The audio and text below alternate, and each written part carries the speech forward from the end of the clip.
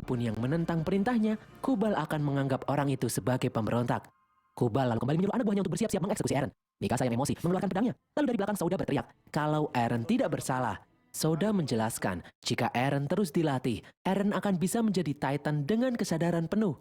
Belum selesai dia berbicara, Souda ditembak oleh Kubal tepat di dadanya. Souda pun sekarat. Kubal lalu menyebut jika Souda adalah pembohong. Sambil berbisik, Souda berkata kalau Kubal adalah orang yang membunuh kedua orang tua Eren. Mendengar perkataan itu, Eren pun menjadi emosi. Lalu tiba-tiba dari atas turun seekor Titan yang aneh. Titan dengan bentuk yang mirip dengan Titan Eren, namun memiliki kulit yang lebih keras. Titan ini dilindungi armor di sekujur tubuhnya. Titan ini mengambil Eren dan mengamuk membunuh semua pasukan yang menghalanginya. Namun secara aneh, Titan itu berhenti mengamuk saat melihat Mikasa berdiri di depannya. Titan itu kemudian kabur sambil membawa Eren. Beberapa saat kemudian, di tanah lapang, Armin menguburkan Souda. Hanji kemudian menjelaskan kalau misi mereka berikutnya adalah mengambil rudal yang gagal berfungsi dan membawanya menuju tembok lalu meledakkannya agar tembok yang bolong bisa tertutupi. Mereka pun bersiap-siap naik ke atas truk. Tidak disangka di momen ini Mikasa meminta maaf pada Armin atas sikapnya yang dingin selama ini. Mikasa mengungkapkan ingin ikut rombongan. Armin pun senang mendengarnya. Di tempat lain, Eren terbangun di dalam ruangan yang aneh. Di tempat itu, ternyata Shikishima juga ada di sana menunggu Eren siuman. Shikishima menyebut kalau dia menyelamatkan Eren dari cengkeraman Titan yang menangkap Eren sebelumnya. Shikishima lalu berkata kalau dunia ini memanglah kejam. Dia bercerita, dahulu kala beberapa ilmuwan bereksperimen menciptakan senjata biologis yang mampu merubah manusia biasa menjadi raksasa. Namun 100 tahun lalu, entah mengapa, serum senjata biologis itu tersebar ke khalayak umum dan membuat ribuan hingga jutaan manusia terinfeksi dan berubah menjadi Titan. Situasi ini secara cepat membawa umat manusia menuju kehancuran. Manusia yang tersisa berlindung dari balik tembok. Hingga suatu ketika, sosok penguasa muncul. Dengan memberikan aturan yang tidak berpihak pada masyarakat, pemerintah membuat ruangan-ruangan seperti yang Shikishima dan Eren tempati saat ini untuk mengeksekusi setiap orang yang menentang kebijakan pemerintah. Shikishima lalu bertanya, apa yang dilakukan pemerintah saat tragedi jebolnya tembok 2 tahun lalu? Eren teringat tepat sebelum tembok jebol, pihak militer berniat akan melakukan ekspedisi keluar tembok. Shikishima lalu melanjutkan, pada saat itu rakyat sudah mulai melupakan rasa takut mereka terhadap ancaman Titan, dan mereka sudah tidak peduli dengan aturan yang ditetapkan oleh pemerintah. Masyarakat tetap ingin pergi keluar tembok. Namun tiba-tiba di saat itu juga muncul Titan dan mengamuk kembali menebar ketakutan. Shikishima lalu meneruskan, jika niatan pemerintah untuk menambal tembok hanyalah omong kosong belaka, nyatanya para pasukan yang berangkat hanya dikorbankan untuk menambah rasa takut terhadap Titan, sehingga masyarakat bisa kembali tunduk pada pemerintahan. Atas kejadian ini, ribuan nyawa tak berdosa pun melayang. Shikishima melihat Eren sebagai satu-satunya harapan umat manusia karena Eren spesial. Meskipun bisa berubah wujud menjadi Titan, Eren masih memiliki kesadaran. Eren adalah salah satu manusia terpilih yang bisa mengakhiri era perbudakan. Shikishima lalu mengajak Eren menuju suatu tempat. Di jalanan, Armin dan rombongan akhirnya berhasil mencapai lokasi rudal yang terbengkalai. Di tempat lain, Shikishima membawa Eren menemui pasukannya. Ternyata Shikishima adalah pemimpin faksi pemberontak. Di sana pasukan Shikishima memegang senjata yang terbilang canggih. Shikishima menjelaskan kalau senjata itu adalah senjata peninggalan sebelum perang besar terjadi. Pemerintah menyembunyikan senjata-senjata itu di suatu tempat, namun Shikishima berhasil mencurinya.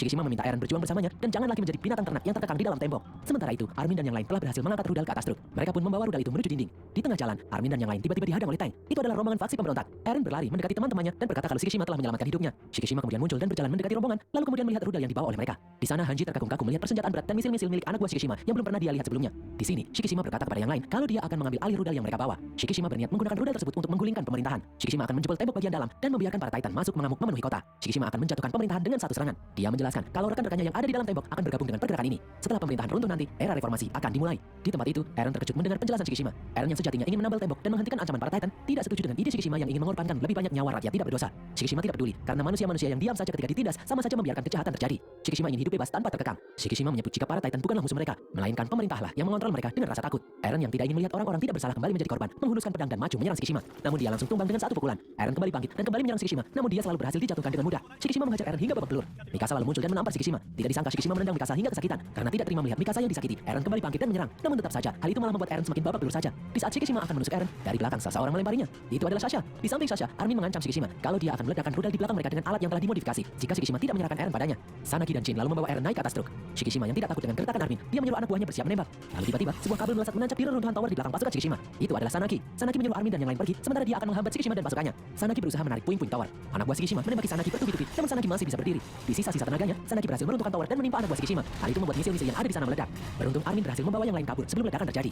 Tidak disangka, Shikishima mengikuti rombongan itu dari belakang. Di atas truk, Shikishima berkata kalau sebenarnya di dunia ini bukan hanya Eren saja yang dikaruniai kekuatan spesial. Shikishima lalu menusuk jantungnya sendiri. Tubuhnya pun bereaksi. Melihat Melihat kesempatan itu, Armin langsung menginjak gas untuk kabur. Terlihat Shikishima yang perlahan-lahan berubah bentuk menjadi Titan. Dari jauh, Armin melihat Shikishima yang telah berubah bentuk menjadi Armor Titan. Ternyata Armor Titan yang sebelumnya menangkap Eren adalah Shikishima itu sendiri.